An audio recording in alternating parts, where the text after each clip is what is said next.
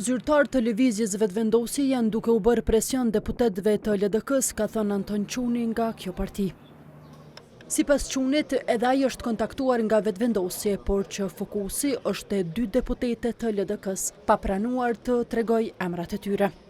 Ai tha se format e presionit janë të ndryshme, por në mesin e tyre përfshihen edhe oferta përfituese për bizneset familjare.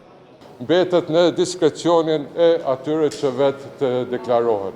Por ne i kemi njohurit, i kemi informatat, i kemi përmbajtjen e bisedave të gjitha deputetet të cilët më së shumti të thotë kontaktohen nga autoritetet e vetvendosis, janë shumë stabil edhe do t'i përmbahen qëndrimeve të Lidhjes Demokratike të Kosovës. Format e presionit janë të ndryshme, një ndër to është edhe kjo formë të cilën ju e potencuat, do thotë duke ofruar benefite të ndryshme për bizneset e tyre familjare.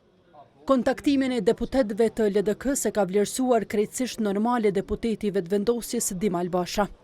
As ai nuk ka përmendur emra specifik e as nuk ka shpalosur hollësi nga diskutimet mes tyre. Nëse ka diskutime mes deputetëve, kjo është krejt normale. Por ne kemi bërë ofertë komplet partisë për me bëni një aleancë ku kemi mujt me shku për para, me post një qeveri stabile për 4 vite, por LDK-ja po thot nuk mundemi pa PDK-n. Tash na do të me bëj pyetjen, po tash komunikimin mes deputetëve ndodhin gjatë gjithë kohës, po besoj kjo është ilegale. Nga zgjedhjet e 9 shkurtit, lëvizja vetvendosje ka siguruar 48 mandate në kuvend. Për krahjen, vetvendosje e ka edhe nga 8 deputet të komuniteteve jo shumicë.